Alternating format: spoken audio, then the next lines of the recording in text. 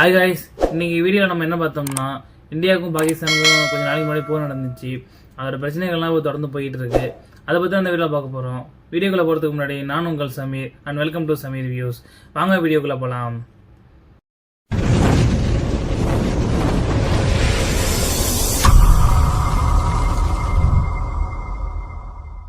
Guys, கொஞ்ச நாளாகவே உலக நாடுகள் வந்து பல போர்களை பல பிரச்சனைகளை சந்திச்சுக்கிட்டு இருக்கு. இப்போ நடந்துச்சு இந்தியா பாகிஸ்தானுக்கு ஒரு போர் நடந்துச்சு. இஸ்ரேலுக்கும் காசாவுக்கும் ஒரு போர் நடந்துகிட்டு இருக்கு. அதை பற்றி நேற்று வீடியோவில் பார்த்தோம். இப்போ இஸ்ரேலுக்கும் ஈரானுக்கும் கொஞ்சம் இடையில கொஞ்ச நாள் போர் நடந்துச்சு. இடையில அமெரிக்கா கொண்டு வந்து பிடிச்சி, அதுக்கப்புறம் ரஷ்யாவுக்கும் உக்ரைனுக்கும் நடக்கிற பெரிய போராக போயிட்டு இருக்கு. இந்த மாதிரி உலகத்தில் போர்கள் இப்போ ரீசெண்டாகவே கொஞ்சம் வருஷமாகவே நிறைய பொருட்களில் போர் நடந்துகிட்டு இருக்கு. ஆக்சுவலாக நிறைய போர் நடந்துட்டு இருக்கும்போது சில நாடுகள் நிறைய புது புது கண்டுபிடிப்புலாம் கண்டுபிடிச்சிக்கிட்டு இருக்காங்க. ஏஐ டெக்னாலஜி, அப்புறம் விமானம், அந்த மாதிரி நிறையா நமக்கு மக்களுக்கு எளிமையாக இருக்கக்கூடிய நிறைய பொருட்களை நிறைய விஷயத்தில் நம்ம டெக்னாலஜி நல்லா முன்னேறியே போயிட்டு இருக்கோம். உலகத்தில் உள்ள எல்லா நாடுமே மேக்சிமம் டெக்னாலஜி லெவலில் போயிட்டு இருக்கு. ஆனால் இப்போ கொஞ்ச நாளாகவே என்ன ஆயிட்டுனா அந்த டெக்னாலஜியை வச்சு நம்ம நாடுங்களை நம்மளே அழிச்சிக்கிட்டு இருக்கோம்.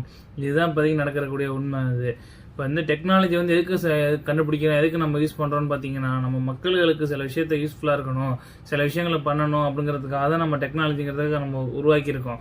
ஆனால் அதே டெக்னாலஜியை வச்சு இப்போ உலக நாடுகள் மாற்றி மாற்றி சண்டை போட்டு இந்த உலக நாடுகள் ஃபுல்லாகவே தன்னைத்தானே அழிச்சிக்கிற மாதிரி தான் இப்போ சூழ்நிலை நடந்துகிட்டு இருக்கு.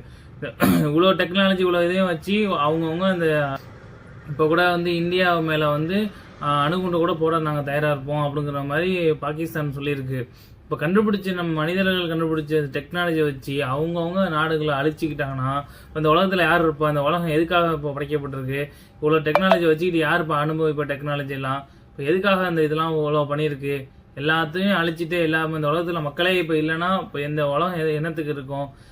சில நாடுகள் அவங்க சுயநலத்துக்கு அவங்க விஷயத்துக்காக சில விஷயத்த பண்ணுறாங்கிற பேர உலகத்தையே இப்போ அழிக்க போகிறாங்க அப்படிங்கிற மாதிரி தான் நிலம போயிட்டே இருக்குது.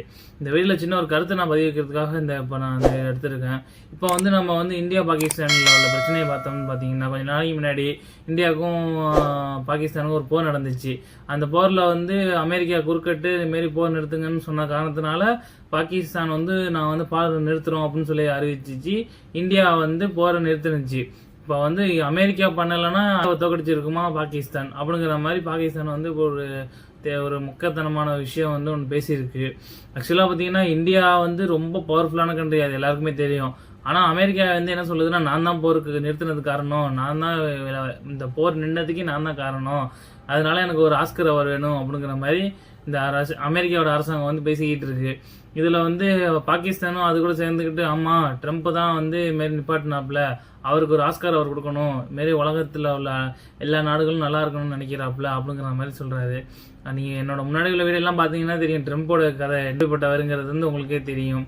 இப்போ பாகிஸ்தானில் உள்ளவர் என்ன சொல்லியிருக்காருன்னா, பாகிஸ்தானில் உள்ள இராணுவ தலைவர் என்ன பண்ணியிருக்காருன்னா, அமெரிக்காவுக்கு ஒரு மீட்டிங்காக போயிருக்காரு, ஏதோ ஒரு ஃபங்க்ஷன் சம்மந்தமாக அட்டன் பண்ண போயிருக்காரு.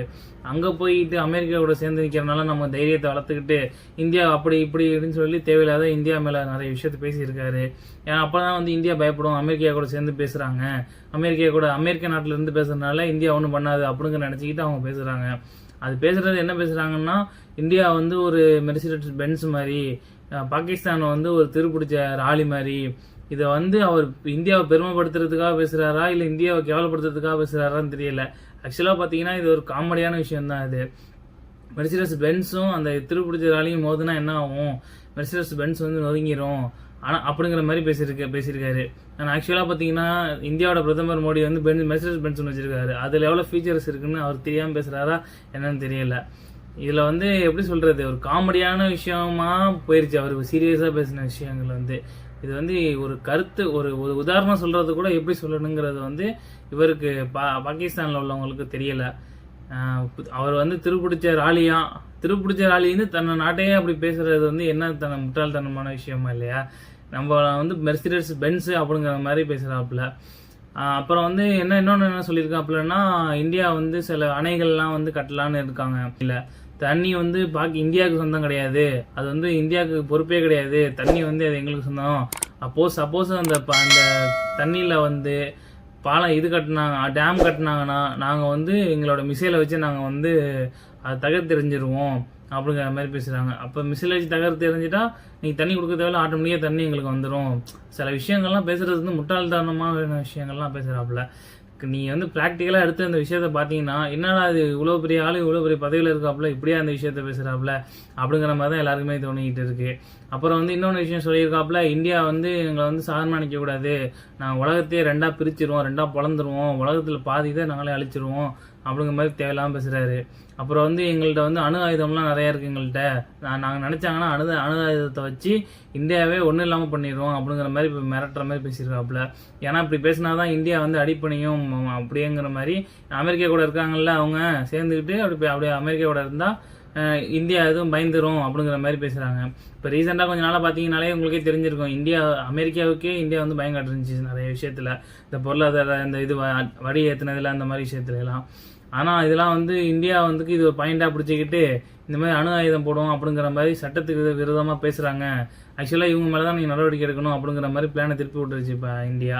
இதே மாதிரி தான் இப்போதைக்கு ஆக்சுவலாக நடந்துகிட்டு இருக்கு நம்ம உலக அரசியல் வந்து இப்படி போயிட்டு இருக்கு.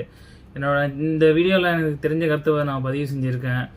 வீடியோ பிடிச்சிருந்துச்சின்னா மறந்துடாமல் லைக் பண்ணுங்கள், கமெண்ட் பண்ணுங்கள், நம்மளோட சேனலை சப்ஸ்கிரைப் பண்ணிக்கிங்க, பெல் ஐக்கானை கிளிக் பண்ணிங்கன்னா தான் என்னோடய வீடியோ உங்களுக்கு வரும், நோட்டிஃபிகேஷன் ஆகும். இன்னொரு வீடியோவில் நம்ம சந்திக்கிறேன். Until then, bye, see you. I'm your Samir Deen. Thank you for watching.